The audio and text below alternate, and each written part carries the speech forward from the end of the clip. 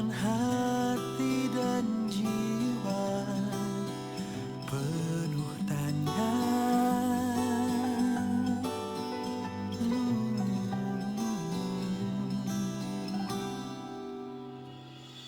Dari mana, untuk apa, dan akan kemana?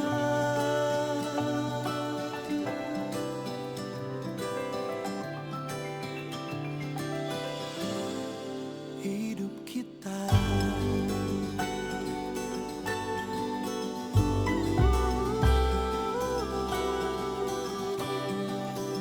dan kini telah aku temukan jawabannya.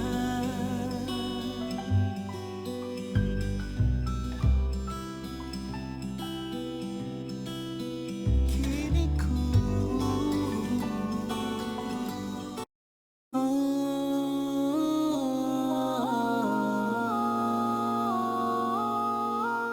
يا ربنا اعترفنا بأننا اقترفنا وأننا أسرفنا على لظى أشرفنا.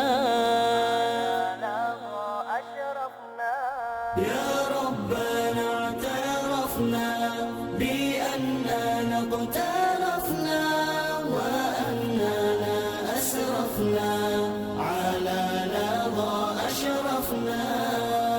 अल्लाह हम कायल हैं कि हम तेरे आसी हैं, मौला नारे दोज़ख की सरहद पे हम वासिल हैं. ربنا اعترفنا بأننا اقترفنا وأننا أسرفنا على لظى أشرفنا. अल्लाह हमको माफ कर, कोताही को ज़ाइल कर, ऐबो पर पर्दा कर, आसूदा दिल हदिया कर. فتب علينا توبة تغسل كل حوبات واستر لنا العورات وآمن الروعات.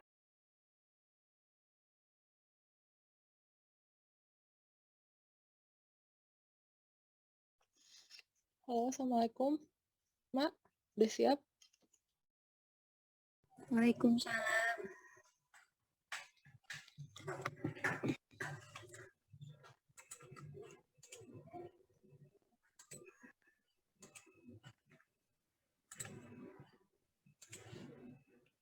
Wak, Ya,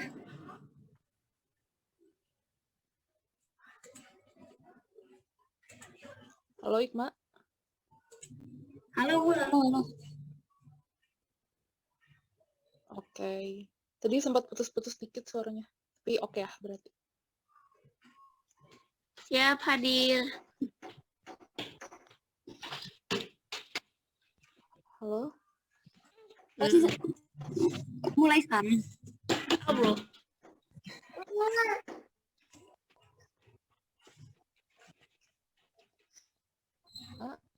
Mau langsung dimulai? Mangga teh bebas aja.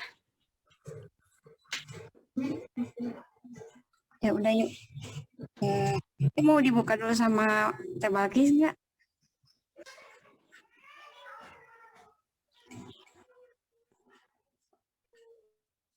Halo?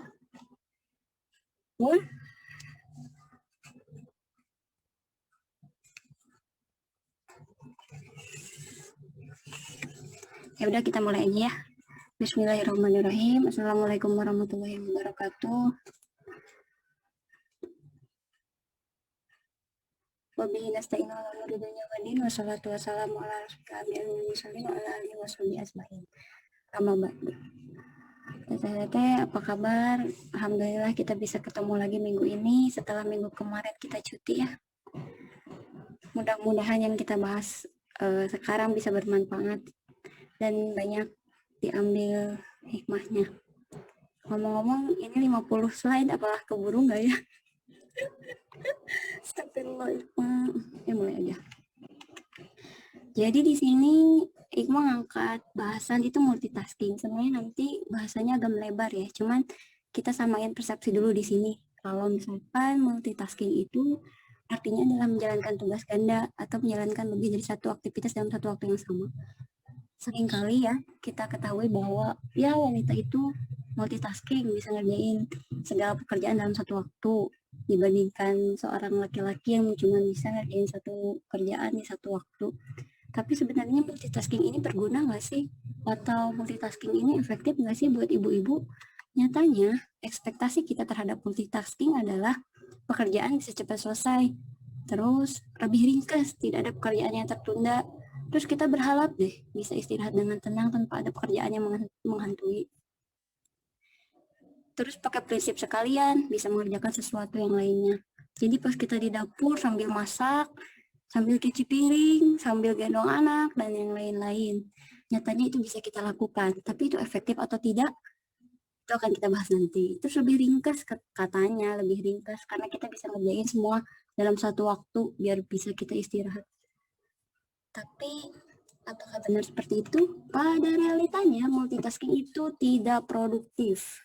Ternyata kalau kita melakukan pekerjaan yang banyak dalam satu waktu, itu memerlukan waktu yang digunakan akan lebih lama.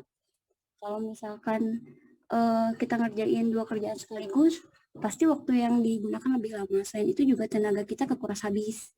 Terus pekerjaan yang dituntaskan tidak maksimal, ini menurutku ya. Terus istirahat, tidak melakukan apa-apa. Nyatanya kalau misalkan kita pengen istirahat nih, kita relatif lebih memilih rebahan daripada mengerjakan sesuatu hal lain yang lebih bermanfaat. Terus malas untuk memulai kembali suatu pekerjaan. Jadi karena kita terbiasa dengan multitasking, pas kita mau ngerjain sesuatu tuh, pas kita mau ke dapur aja, ya Allah, cucian piring numpuk, belum lagi anak rewel dan lain-lain, kita udah males duluan buat ngerjain pekerjaan lain. Jadi pas kita istirahat itu males buat produktif dan ngerjain yang lain. Selain itu juga kita bingung pekerjaan mana yang harus diselesaikan lebih dulu. Jadi kehitung ketumpuk gitu. Misalnya di dapur, aduh sambil cuci piring belum beres, aduh ini sambil goreng tempe dan lain-lain. Itu bikin emosi menjadi lebih tidak stabil dan lebih cenderung marah-marah. Itu kenyataan seorang wanita, dan itu kesimpulannya multitasking itu tidak produktif menurutku. Terus apa sih itu produktif? Kenapa bisa menyimpulkan bahwa multitasking itu tidak produktif? Kalau menurut pengertian Kamus Bahasa Indonesia, produktif itu kegiatan yang dilakukan dan menghasilkan sesuatu, misalnya karya atau jasa. Tapi pengertian menurut diriku sendiri, produktif adalah memaksimalkan waktu untuk dapat berkegiatan. Jadi menghasilkan karya atau enggak, jasa atau enggak, selama kita dapat memaksimalkan waktu untuk dapat berkegiatan yang lebih bermanfaat, itu namanya produktif. Atau ada juga yang bilang kalau produktif itu kita dapat menyediakan jasa untuk disalurkan atau produk yang untuk diperdagangkan. Jadi ketika disatukan multitasking versus produktif, itu kayak serupa tapi nggak sama sebenarnya. Multitasking itu melakukan beberapa pekerjaan dalam satu waktu, sedangkan produktif itu melakukan kegiatan yang menghasilkan sesuatu atau memaksimalkan waktu. Jadi multitasking belum tentu produktif, tapi jika kita produktif, kemungkinan bisa multitasking. Ngerti nggak sampai sini? Jadi, kalau kita multitasking nih, ngerjain sesuatu, ngerjain 2 pekerjaan dalam satu waktu, bisa aja itu produktif, tapi bisa aja enggak. Jadi, belum tentu produktif. Tapi ketika kita produktif, itu kemungkinan kita bisa multitasking karena kita bisa memaksimalkan waktu dengan sebaik-baiknya. Gitu. So, ini semua tentang memaksimalkan peran.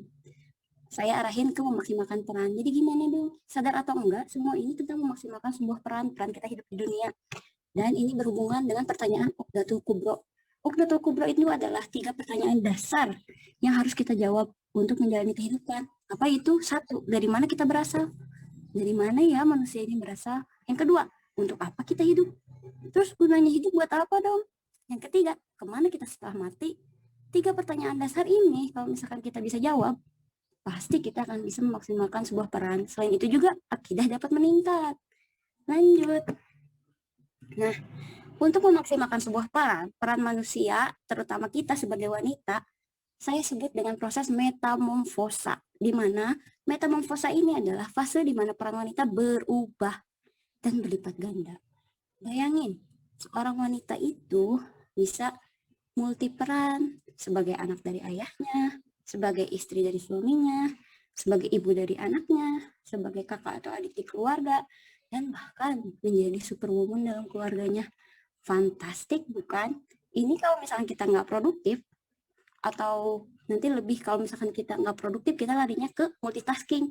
Tapi multitasking yang produktif atau enggak ya, itu terserah kita nantinya, dapat memaksimalkan peran atau enggak. Terus, kalau misalkan kita ambil tadi, sebagai ibu dari anaknya ya, saya ambil satu. Sebagai seorang ibu, apa aja kemampuan yang harus dikuasai seorang ibu? Manajemen emosi, salah satunya yang udah kita bahas dengan Teh Dinda, yaitu dapat memaafkan orang lain pada pembahasan membahas luka pengasuhan itu ya.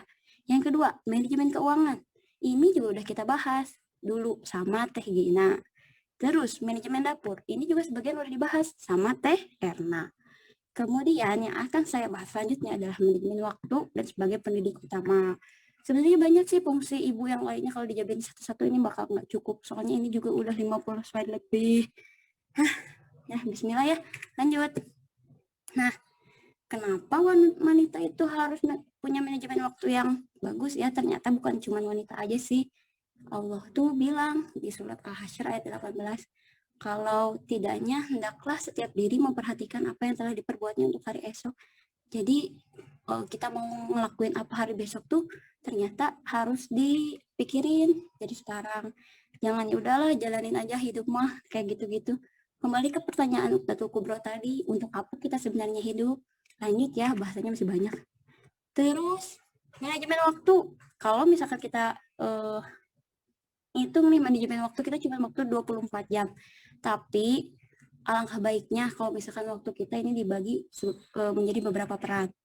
Terus cara ngebagi waktunya gimana? Ini tuh teori banget ya sebenarnya. Catat yang hendak dilakukan, atur waktunya satu persatu, sediakan waktu istirahat yang cukup, kerjakan dari kegiatan yang memicu emosi lebih banyak, kerjakan dari kegiatan yang urgen, dan tidak ada jika ada kendala di tengah jalan segera ambil tindakan. Sebenarnya untuk ibu-ibu kayak kita buat ngejadwalin jadwal sendiri aja udah pusing karena kita nggak kebiasa. Tapi kalau nggak dibiasain, ini bakalan jadi waktu kita nggak produktif. Kalau misalkan saya karena udah terbiasa mungkin ya, under jam 10 pagi atau under jam 9 pagi itu semua pekerjaan domestik itu harus beres.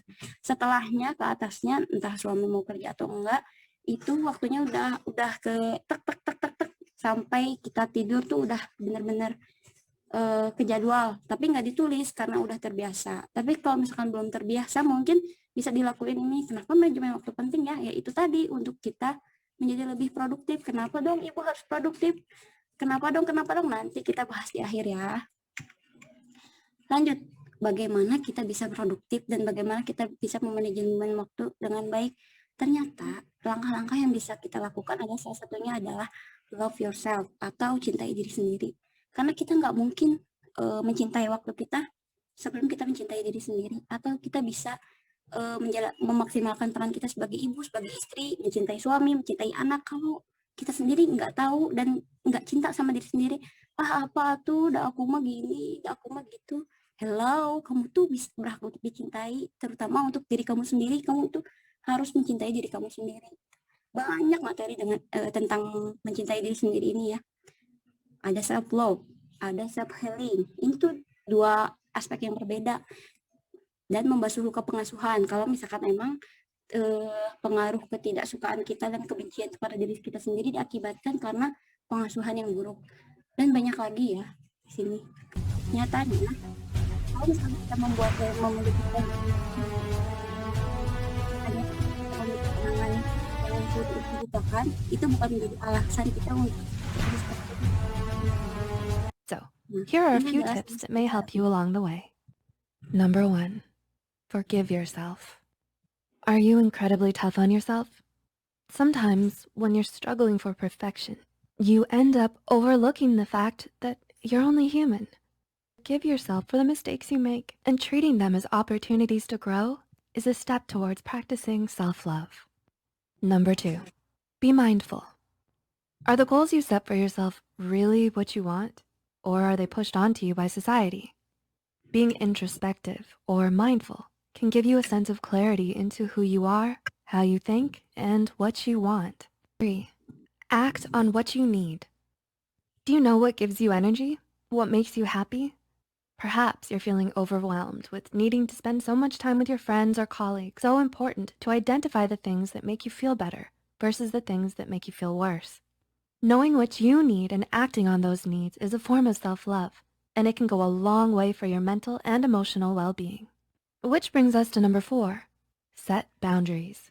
The purpose of setting boundaries is not to kick people out of your life, but rather to help you identify what is acceptable or welcomed in your life and what's not, by starting with Maslow's hierarchy of needs. Number 5, protect yourself. What type of people do you surround yourself with? Another way to practice self-love is to protect yourself. This may mean bringing people into your life who will be supportive and who contribute to your Itu adalah salah satu cara untuk mencintai diri sendiri. Mungkin nanti bisa ditonton ulang kalau misalkan videonya udah di-share ya, karena videonya emang kecepatan. Jadi gitu guys, sebelum kita menjadi produktif dan sebelum kita melakukan apapun, kita harus hargai diri kita sendiri dengan cara mencintai diri kita sendiri. Karena kalau bukan kita yang mencintai diri kita, siapa lagi? Kadang-kadang kalau udah pas lahiran aja kita tuh merasa nggak dicintai, udah menjadi tanah basah, kita nggak bisa ngapa-ngapain, suami kerja, rasa-rasanya tuh gue tuh nggak dianggap banget ya di dunia ini gitu. Maaf Wan, suaranya. Oh nggak jelas. Udah. Oh gitu. Ya intinya gitulah, cintai diri sendiri. Kita lanjut ya. Jadi kuat dengan cara sendiri. Jadi kita bisa jadi kuat dengan diri kita sendiri, bukan karena orang lain. Kalau misalkan diri kita sendiri nggak mau bikin diri kita kuat, terus siapa lagi yang bikin kita bisa kuat? Terus cara yang kedua selain dari mencintai diri sendiri adalah write down atau tulis semua tujuan. Dari mulai tujuan hidup, visi misi, rumah tangga, sampai capaian-capaian akhirat. Karena kalau mimpi itu ditulis, itu akan mendeskripsikan mimpi. Jika kita mendeskripsikan mimpi, kita akan merealisasikannya. Karena apa? Kata Ibu Santosa, semakin kita dekat dan bisa menggambarkan sebuah mimpi itu, maka kita akan lebih dekat dengan mimpi. Dan ketika kita lebih dekat dengan mimpi, berarti Allah tahu, oh iya ini adalah dia tuh benar-benar pengen ini gitu. Jadi sebenarnya sih sebelum rumah tangga tuh visi misi hidup buat rumah tangga harus ditulisin dulu. Misalkan rumah tangga kita nih bulan ini mau apa, tahun ini mau apa, itu harus benar-benar jadi target utama. Dan pendidikan anak juga harus dibikin kurikulumnya. Karena apa itu? Untuk mendeskripsikan mimpi apa dalam keluarga, itu tergantung ya. Kalau misalkan mimpi dalam keluarga yang secara umum ada di Quran surat Ar-Rum ayat 21, sakinah mawaddah warahmah, itu adalah tujuan yang umum. Tapi tahu nggak artinya apa, pencapaiannya gimana, itu kan harus ada rencana. Kalau yang mengalir begitu saja ya gimana mencapainya kan. Terus kalau misalkan tujuan utamanya, oh iya ada di surat At-Tahrim ayat 6, harus terhindar dari api neraka. Lah gimana mau terhindar? Lah gimana mau merealisasikan itu ketika tidak ada kurikulum agama dalam keluarga kita? Itu kan impossible banget. Terus lanjut.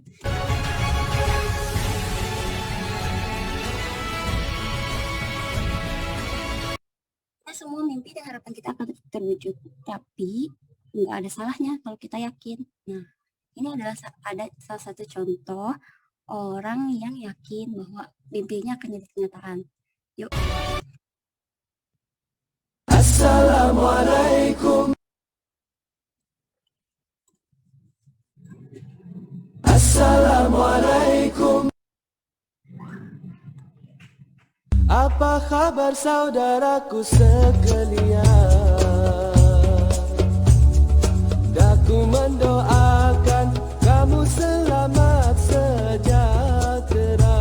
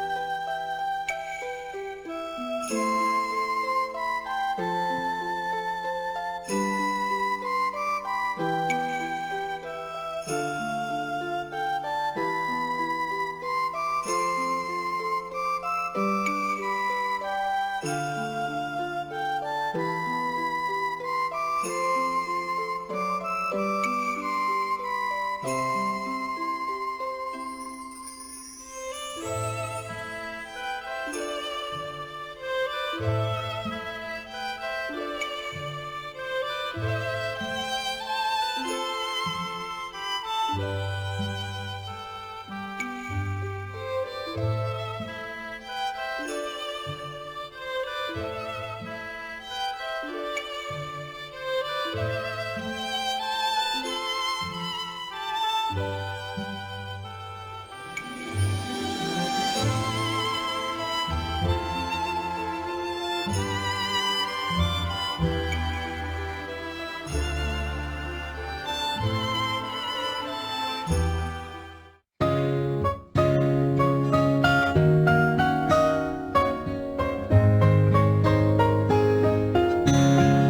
い、マザー、背景元気にしてますか？最近連絡しなくてごめん、僕はなんとかやってます。小さな体に小さな手、白髪も混じり丸くなって、しかし僕には何よりも大きくて誰よりも強くて支えてくれたこの愛だから子供にも伝えたい。近くにいると苛立つくせに遠くにいると寂しく感じ、あなたはそんな存在、どんな問題も身を削って解決、そして僕の知ってる誰よりも一番我慢強くタフです。いつも真っ先に気にする自分じゃなく僕の体って、炊事洗濯掃除に育児余った時間さらに仕事し、一番低い場所にあるものしか求めなかったのあなたよ。当たり前すぎわからなかった、一人で暮らし初めてわかったあなたの凄さ大変さ、それ思えば今日も僕頑張れさ。小さな体に小さな手、白髪も混じり丸くなって、しかし僕には何よりも大きくて誰よりも強くて支えてくれたこの愛だから子供にも伝えたい。朝7時に起こしてと言ってあなた時間通り起こしてくれて、しかし理不尽な僕は寝ぼけながらに言う言葉はうるせえ。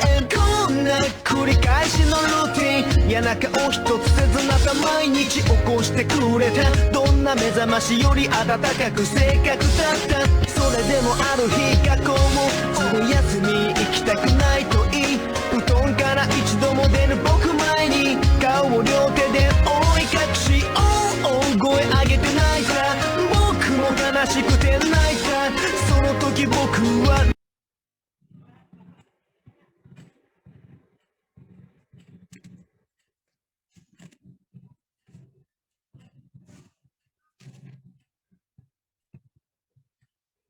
Cek. Videonya nge-stop nggak? Iya, Halo? teh, stop, stop.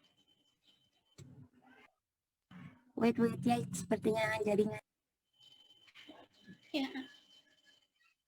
なんてバカなことをしたんだと自分を責めた。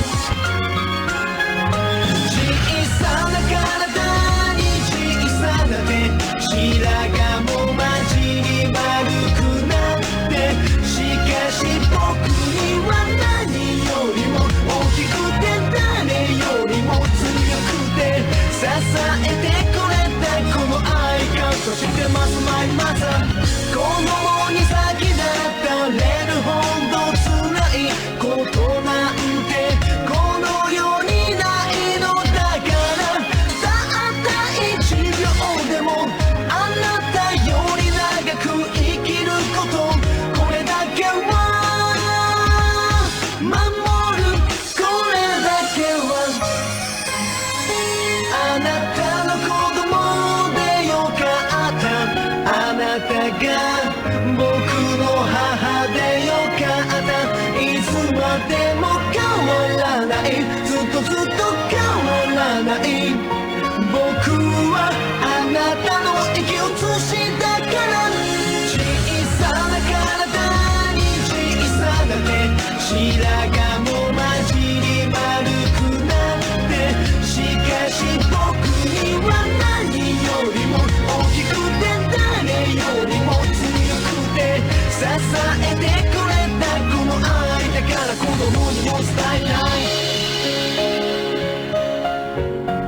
くれぐれも無理のなさらないようにしてください。行こう、母さん。ずっと僕の母でいて、ずっと元気でいて、あなたにはまだ仕事があるから、僕の親孝行受け取る仕事が。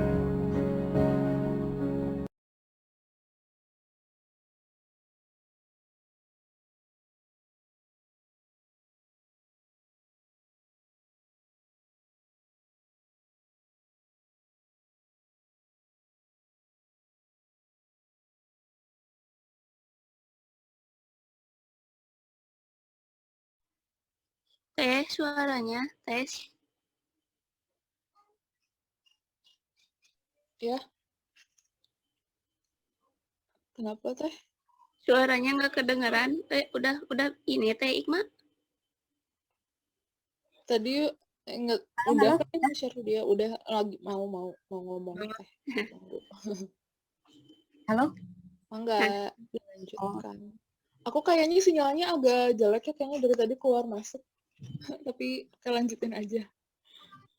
Jadi tadi tuh mungkin salah satu contoh ya bahwa kita percaya mimpi kita. Mungkin itu kan untuk apa ya, kayak misalkan yang masih sekolah gitu-gitu, tapi kita nggak ada salahnya buat nerapin metode itu buat keluarga kita. Misalnya Suaranya boleh dinaikin. Misalnya keluarga kita umroh bareng, ke Mekah bareng, kayak gitu kan.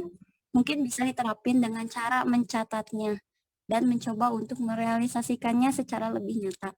Itu pernah kejadian di aku sama Peri gitu. Kita tuh nulis sesuatu, terus kita tuh sampai riset segala macam, terus kita tuh sampai datang ke tempatnya dan ya akhirnya sampai terrealisasi, dan itu saat terrealisasi tuh benar-benar sampai nangis. Ya Allah, ternyata gini banget ya, apa sih ketika mimpi terwujud, apalagi sekarang mimpinya tuh berdua bukan seorang, terus ada anak juga. Lah itu benar-benar mungkin bisa dicoba juga meningkatkan waktu kita dengan produktif, memaksimalkan peran, dan juga tujuan akhirat kita tercapai. Yang pertanyaan Nuqtatul Kubro tadi, untuk apa kita hidup ini di dunia. Yang selanjutnya, setelah tadi mencintai diri sendiri, terus menuliskan semua mimpi-mimpi keluarga, yang ketiga itu adalah optimis. Untuk apa kita menuliskan mimpi kalau kita tidak yakin untuk mewujudkannya? Kita harus optimis bahwa kita bisa.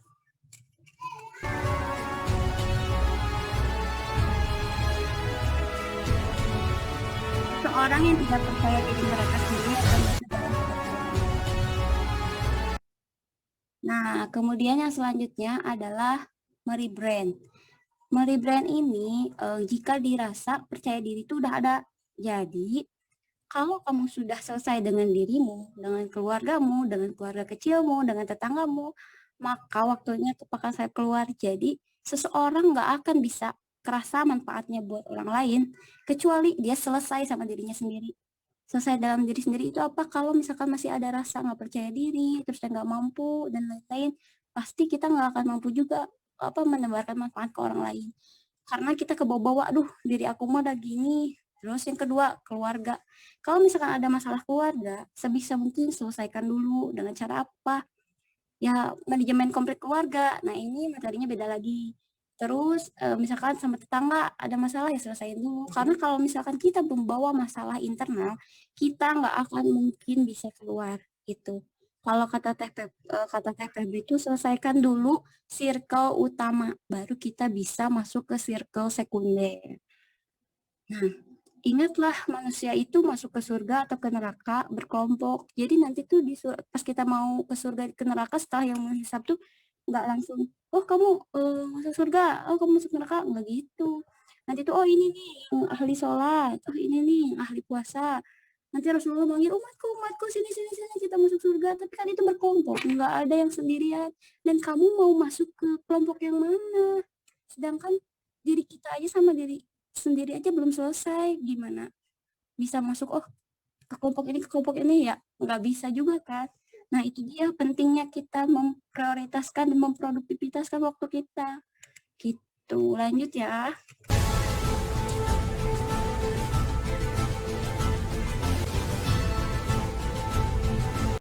Nah, kita lanjut. Sekarang yang kedua, kalau misalkan udah menentukan kita mau mengepakkan sayap keluar karena kita udah siap nih, ceritanya udah selesai dan lain-lain. Kita harus tahu audiens kita kayak gimana, target audiensnya yang akan dicapai apa. Terus bentar ya, apa deh? Bentar.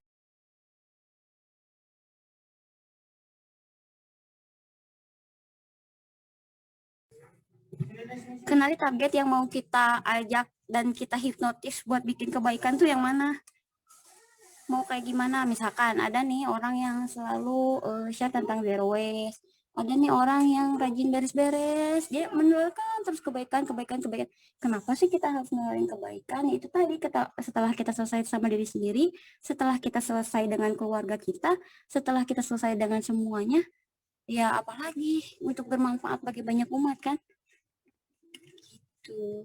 Terus lanjutnya self talk ini tuh sama sih sebenarnya kayak self love. Jadi self talk itu mengajak kenalan diri sendiri lagi lah. Ini awal mula sih sebenarnya buat mencoba mengenali diri sendiri dan mencintai diri sendiri. Kadang kalau misalkan kita udah nikah dan punya anak, ngerasanya aku nih nggak dihargai.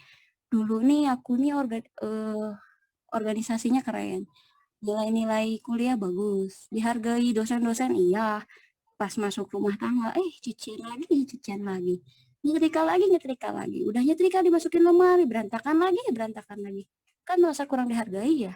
Maka dari itu kita harus meningkatkan percaya diri dan rasa cinta kita sendiri. Gimana caranya? Self talk, ajak omong dari diri kamu sendiri, sebenarnya kamu yang bisa bikin bahagia diri kamu tuh apa, terus kamu tuh pengennya kayak gimana. Itu tuh harus supaya apa? Supaya kita kenal sama diri kita sendiri.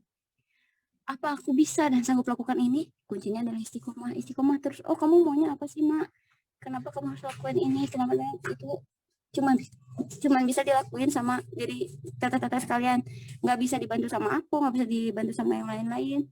Kalau misalkan langkah-langkah yang bisa dilakuin tuh kayak misalkan catat nih kelebihan kita apa, kekurangan kita apa, kita pengen apa, cara melakukannya bagaimana. Bisa sih, tapi pelan-pelan. Soalnya kuncinya adalah istiqomah, nggak bisa langsung sekaligus. Kalau misalnya, aduh sekarang aku mau ngajak bicara diriku nih, tapi pusing ya, mulai dari mana ya, nggak bisa langsung, harus pelan-pelan. Gitu, semuanya butuh proses. Nah, ini tadi your passion. Jadi sesuaikan dengan diri teteh-teteh sendiri. Misalkan udah kenal nih, oh ternyata kelebihanku di sini, kenapa nggak optimalin di sini untuk lebih produktif gitu. Mau kayak gimana ya kita, misalkan aku kan sukanya nulis dari dulu, terus aku cerewet ngomong terus, kalau ngomong sama Ferry tuh dia tuh pusing, udah deh rata-rata ngomongnya sama Pawas juga kan kadang nggak ada respon, jadi sedih gitu rasanya. Ya udah ngomong aja, ngomongnya lewat apa? Lewat tulisan, karena lewat tulisan aku baca berulang-ulang, itu seakan-akan aku ngomong sama diriku sendiri. Oke, jadi pas Ferry pulang tuh aku udah capek. Itulah salah satu tipsnya mungkin ya. Lanjut.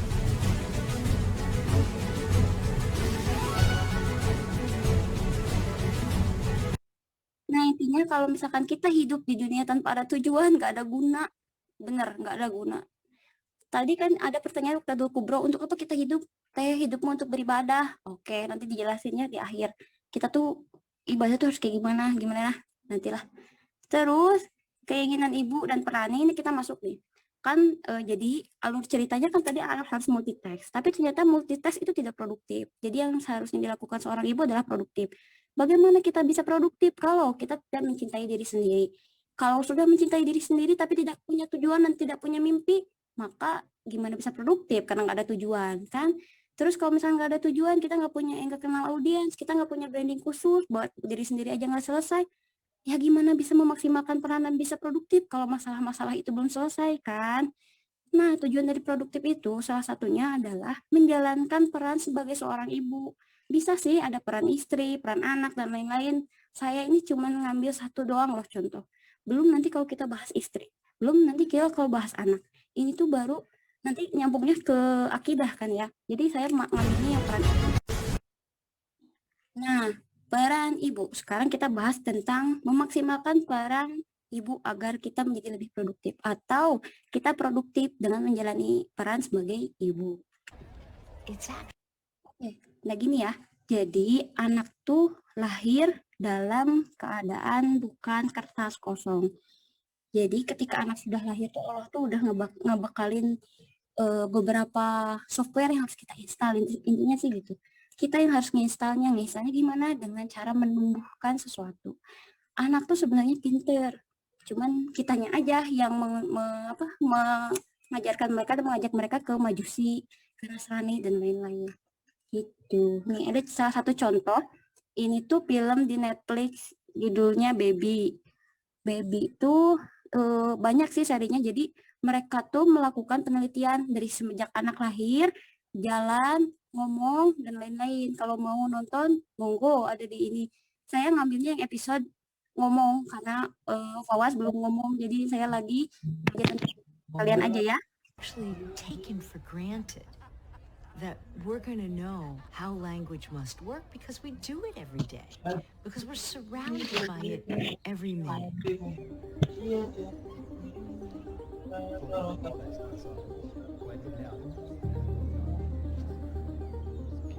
For the babies, it's just a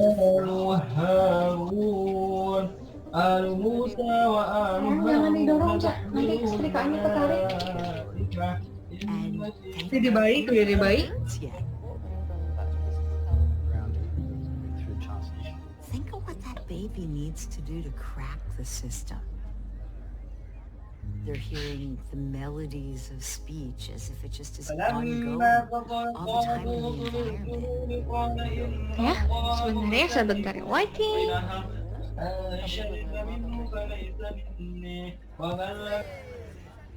The real question is how they can dig into this flowing sound source, these ribbons of melodies. How do they get in there, carve them up, so that they can eventually solve the big problem of mapping sound to language?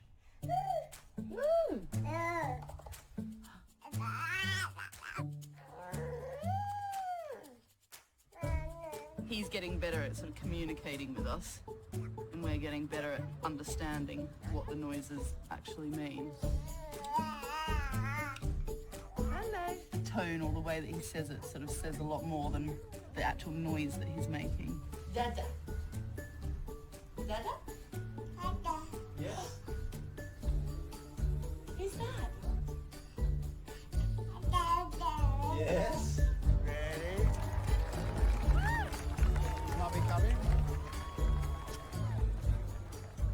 If you listen carefully, symphonies have embedded melodies, and the same melody keeps cropping up. And the same thing is true in language.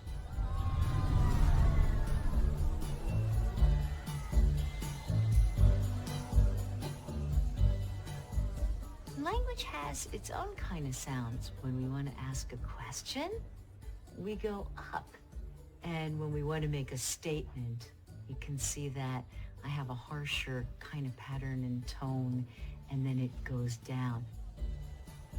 So I wondered whether noticing those melodies could be one way in which babies could break into the sound stream and find the units of language, the words, the phrases, and the sentences. It's actually taken for granted. Nah, jadi itu salah satu contoh kalau anak tuh emang pintar dari lahir. Jadi itu ceritanya tentang kita memicu timbulnya suara pada anak ya. Jadi anak tuh secara tidak langsung dari lahir tuh udah ngenalin melodi sebenarnya, dijelasin di film itu berdasarkan penelitian beberapa dokter ya. Sebenarnya ada beberapa anak yang diteliti, itu cuman cuplikan salah satu anak aja. Kalau mau lebih jauh nonton gitu, ada di Netflix judulnya Babies kalau nggak salah. Nah, salah satu cara untuk memaksimalkan peran untuk produktif di rumah dan menjalani peran sebagai ibu, salah satunya adalah untuk pendidik anak. Pendidikan anak tuh ada banyak sebenarnya. Banyak metode pendidikan anak yang digaungkan para manusia di muka bumi ini. Hanya saja, aku dan Peri sebagai orang tua memilih Fitra Based Education sebagai pendidikan kita buat Fawaz. Ini ada kelasnya di kelas Ustadz Hari Santosa kalau pengen tahu lebih lanjut. Di sini Iqbal coba jelasin kalau misalkan fitrah based education itu menganggap bahwa seorang anak itu adalah benih, di mana benih itu udah ada bawaannya kan. Jadi kan tadi udah dibilang kalau misalkan Allah tuh ngasih software ke anak kita, jadi kita tinggal tumbuhin aja mereka mau jadi apa. Kalau benih kan kita kalau nanam alpukat nggak mungkin jadi mangga, atau kita nanam melon nggak mungkin jadi stroberi. Itu fungsinya kita, bukan mengarahkan. Misalkan udah tahu anak biji alpukat, tapi kita suruh tumbuh jadi stroberi, kan itu nggak mungkin gitu. Jadi tugas kita sebagai orang tua ini adalah untuk menumbuhkan dan membersamai, bukan menunjuk dan menentukan sebenarnya. Jadi di sini tuh konsepnya tuh ada 3, yaitu konsepnya benih dan akar yang sudah tadi jelaskan. Anak itu bahwa benih yang harus ditumbuhkan. Kemudian nanti jika proses membersamai kita benar, dia akan tumbuh menjadi batang dan daunnya sesuai dengan akarnya atau benihnya tadi. Terus pada suatu masanya jika kita membersamainya dengan baik, dia akan menghasilkan bunga atau buah. Dan kita memanennya di sini. Jadi jangan tuntut anak pas benih. Saat benih, kita berharap tumbuh di stroberi. Nggak mungkin juga kan, misalkan kita baru nanam, kita berharap ada stroberi langsung. Itu kan nggak mungkin. Gitu. Jadi dalam proses penjelasan, proses membersamai anak ini harus sabar. Karena bunga dan buah itu nggak akan muncul seketika gitu, harus ada proses. Kita harus nambah pupuk, kita harus nyiram air dan sebagainya. Nanti pada saatnya nanti kita akan menikmati bunga dan buah dari anak kita gitu. Terus, nah pelan-pelan ya ngejelasinnya. Fitrah based education ini terbagi menjadi beberapa bagian gitu. Ada usia dini, ada self confidence, ada self development dan development yang lain. Usia dini itu 0 sampai 5 tahun. Self confidence ini 5 sampai 7 tahun. Self development 7 sampai 10 tahun dan older development 10 sampai 15 tahun. Sampai 15 tahun menurut para ulama terdahulu, 15 tahun itu anak udah enggak wajib dinafkahin. Kalau misalkan anak di usia di atas 15 tahun masih kita nafkahin, itu namanya sodakoh, bukan kewajiban. Jadi, kalau misalkan dalam pendidikan anak laki-laki, usia umur 15 tahun tuh mereka tuh harus udah mandiri seharusnya. Harus bisa nyari duit sendiri, harus bisa mandiri dan lain-lain. Untuk mempersiapkan apa? Untuk mempersiapkan dia menjadi kepala keluarga nanti gitu. Kalau misalkan anak perempuan itu nanti bahasanya beda lagi. Di umur 15 tahun mereka harus apa, harus ngapain dan lain-lain. Ini kalau misalkan di pretelin satu-satu ini bakal panjang banget. Nah, itulah. Nah, dalam fitrah based education ada 8 fitrah yang harus dikembangkan di benih itu. Ada fitrah keimanan, fitrah jasmani, fitrah belajar dan bernalar, fitrah seksualitas, fitrah individualitas, fitrah perkembangan, fitrah bakat, dan fitrah estetika. Yang hanya saya akan bahas di sini adalah fitrah keimanan.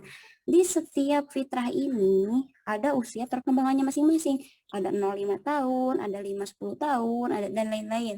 Jadi di satu fitrah ini tuh pembahasannya panjang lagi ke sananya, tapi saya cuma mau ngebahas fitrah keimanan aja karena kita terkait akidah ya. Lanjut. Fitrah keimanan itu apa sih? Fitrah keimanan itu menjelaskan bahwa setiap anak lahir dan memiliki potensi keimanan. Jadi kayak benih tadi. Jadi Allah tuh udah nginstalin kalau di dalam diri anak kita ada diri keimanan, iman kepada Allah. Tinggal kitanya aja yang bisa numbuhin atau enggak. Atmosfer yang akan dihasilkan ini kalau misalkan kita benar numbuhin anaknya, pasti anak akan soleh dan memiliki keteladanan. Kalau misalkan fitrah ini enggak tumbuh sempurna, akan berdampak. Apa dampaknya? Yaitu hilang kesadaran dan kecintaan kepada Allah. Jadi rasa cinta itu karena orang tua salah mendidik ya. Iya, bisa jadi. Bisa jadi banyak kasus anak yang enggak cinta sama Allah karena kita enggak ngajarin dari kecil. Bahkan ya, pas diskusi pengajaran fitrah keimanan sama Bibu sama Ustadz Umar Mita, Basam Basim dari umur 3 bulan itu udah diajak wudu buat sholat subuh. Bayangin, bayi diajak wudu sholat subuh. Terus aku nanya, lah Bibu, emang gak kedinginan anaknya? Pakai air hangat dan enggak semua, paling cuma dipercikin doang ke mukanya, misalnya Gila aja umur 3 bulan udah diajak wudhu. Ya kalau kata Ustadz Umar Mita tuh, kalau nggak dipupuk sejak kecil tuh ya kita bakal susah, bakal telat dan keteteran gitu. Akidah tuh penanaman akar kan. Kalau misalkan akarnya udah nggak benar, terus dia tumbuh jadi batang, ya batangnya juga bakal nggak sekuat akarnya lah kan. Semakin semakin kuat akar, semakin batangnya semakin kuat juga. Nah kalau misalnya akarnya udah rusak ya, batangnya yang ke atasnya juga akan tumbang ya. Nah akidah kan kecintaan terhadap Allah ya. Dan saya hanya ngebahas 0-5 tahun karena anak-anak kita yang dibahas ini kan baru 0-5 tahun ya, nggak ada yang 5-7, 7-14, itu bahasanya nanti beda lagi. Untuk menumbuhkan akidah di umur 0-5 tahun ini adalah salah satu kegiatannya ya, dibacakan cerita Nabi, diperlihatkan ciptaan Allah, read aloud Al-Quran, dan nature walk. Biasanya dibacakan cerita Nabi udah familiar ya, misalkan oh ini Nabi Daud kayak gini-gini. Terus diperlihatkan ciptaan Allah, oh Fawaz tuh lihat tuh hujan ya, itu hujan tuh ciptaan Allah gitu. Kalau misalkan mereka nggak bisa respon juga ya udah kayak ngomong sendiri aja, dan emang itu harus. Mereka tuh kayak di video tadi ya, bayi itu pintar dan mendengarkan suara, cuman mereka belum bisa mengeluarkan suara, tapi mereka ngerti melodi yang kita keluarkan dari suara itu gitu. Ini sebenarnya contoh ini banyak ya kegiatannya, bisa dijabarin satu-satu nanti. Insya Allah dikasih soft file dari Quran Base Play. Ini banyak banget, 0-5 tahun tuh sesuai tema. Ada yang temanya tentang alam, temanya tentang ini, banyak banget. Kalau kitanya mau belajar dan mau melakukan gitu.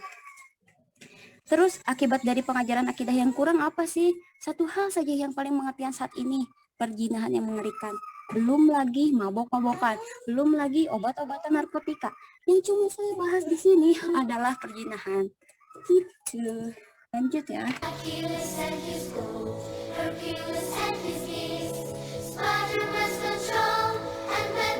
Mas share screen gak?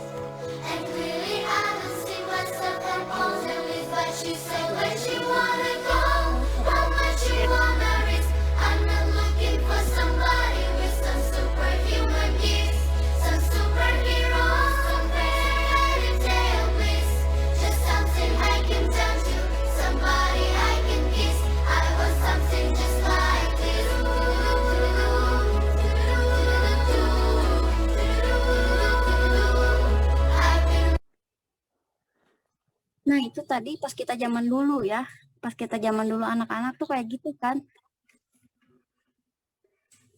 banyak masih main-main, pada ngejek-ngejek nama bapak. Dan sekarang lihat yang terjadi pada anak di zaman abad ke-21 ini guys.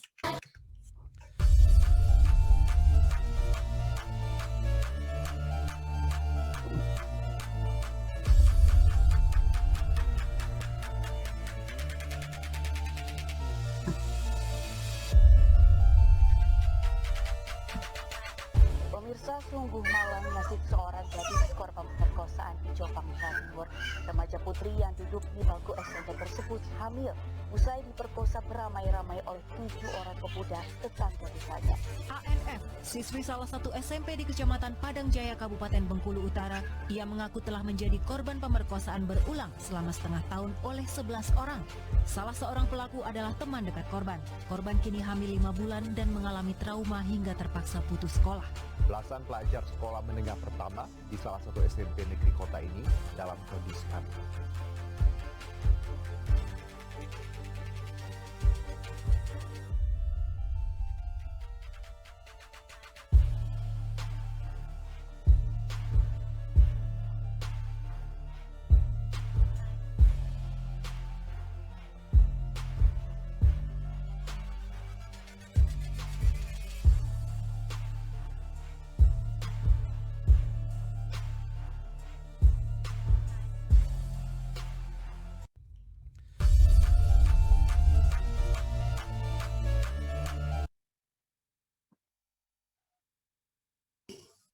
Itu tadi kelakuan anak di zaman abad 21.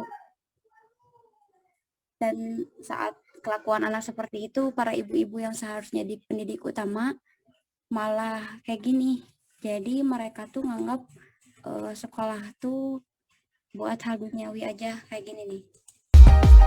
I wonder what would happen if you say what you wanna say and let the words fall out.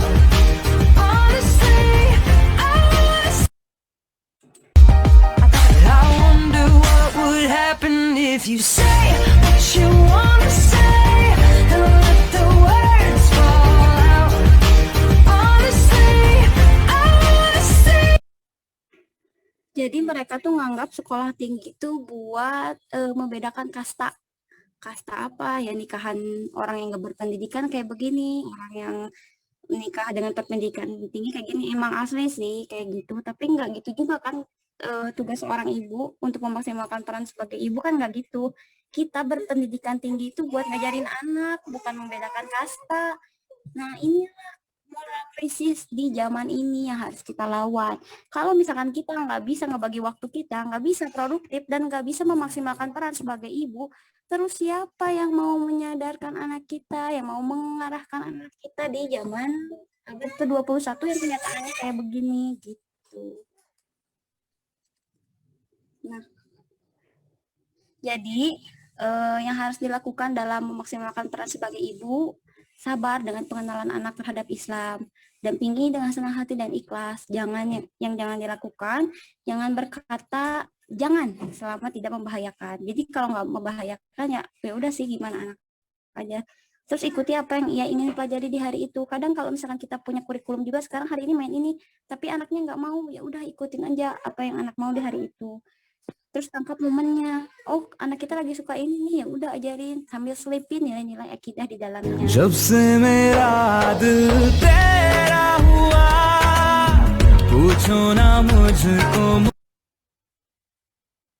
Yakin anak kita selucu ini kita nggak memaksimalkan peran sebagai ibu.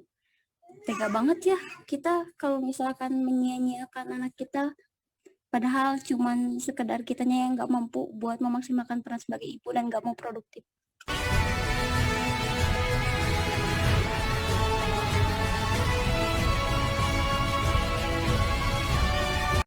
Maka pilih jalan yang bisa mengarahkan kalian. Pilihan ibu tuh menjadi ibu tuh seorang pilihan. Nah, tentang pilihan ini ada seorang ibu yang lebih memilih resign karena demi anaknya. Lihat ya.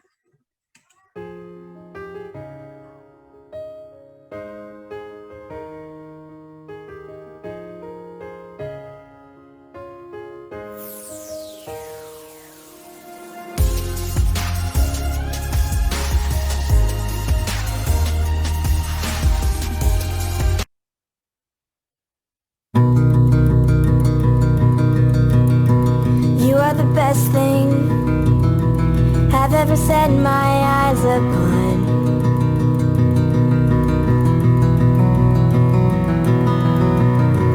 You are a light in a faded world when the sun is gone. Nah, di sini menunjukkan kalau pilihan seorang ibu itu penting. Kalau misalkan kita punya tanggung jawab buat mendidik anak kita akidah, tapi nyatanya kita lebih milih yang lain atau produktif di hal yang lain selain dalam mendidik anak, apakah tega gitu? Lihat kalau dititipin di ART, kita nggak tahu kan ART kita gimana.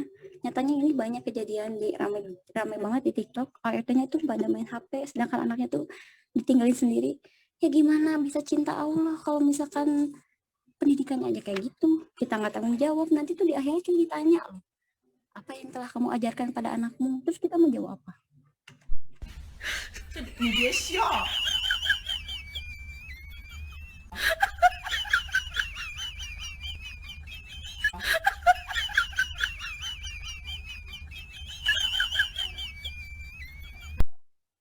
Atau kita diam di rumah nggak kerja, nggak ngapa-ngapain, tapi kita sibuk main HP, ya anak juga kesel lah, ngapain juga ada di rumah kalau nggak ngajarin gue, kan gitu menurut gue.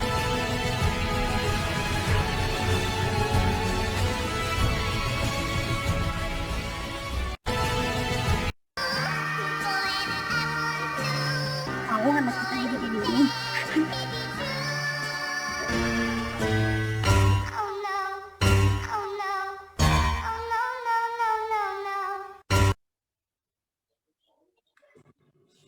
Nah, jadi kesimpulannya, kenapa kita harus produktif dengan cara memaksimalkan peran, salah satunya memaksimalkan peran sebagai ibu. Itu ada loh hadis dari Ibnu Hibban At-Tirmidzi itu, kita nanti di padang mahsyar kita tuh nggak bisa melangkahkan dan memindahkan kaki kita. Terus akan ditanya nanti umur kita tuh dipakai untuk apa? Jasad kita buat apa kita gunain? Terus ilmunya apa telah diamalkan? Yang keempat, hartanya dipakai waktu apa? Jadi selama kita punya umur, selama kita punya waktu buat hidup, kenapa enggak kita bisa memaksimalkan peran? Salah satunya memaksimalkan peran sebagai ibu.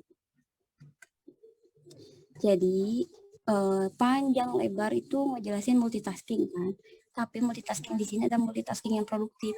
Produktifnya kayak gimana, Mak? Kita serah ke teteh. Nanti mau kayak gimana udah dijelasin kan tadi. Mengenali diri sendiri dan lain-lain.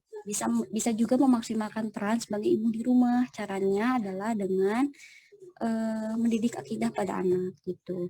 Dan ini semua baru mukadimah, materi aslinya lanjut di sharing season berikutnya ya. गिट पिट तू कर दी जिमें कोई न साडी विक्टोरिया तू कंटी Big Ben दी पूरा लंदन ठुमकदा ओ जदों नचे पैन दी. Udah, assalamualaikum warahmatullahi wabarakatuh. Materinya selesai, alhamdulillah.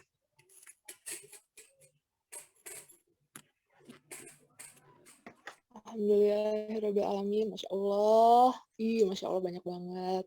Jazakallahu khairan. Mangga teman-teman yang mau sharing, diskusi atau bertanya, silahkan langsung open mic aja. Izin teh, boleh? Boleh atuh. Enggak. Masya Allah, Teh Ikma, ya Allah, energinya teh meni asa ketransfer banget. Tadi Teh Ikma kayaknya teh pas sharing, apa sih itunya, kayak menggebu-gebu banget gitu, semangatnya gitu, dan asa kerasa banget sampai Nisa gitu. Itu kayak ketampar banget teh, Masya Allah. Sekarang teh, apa ya, yang tadi Teh Ikma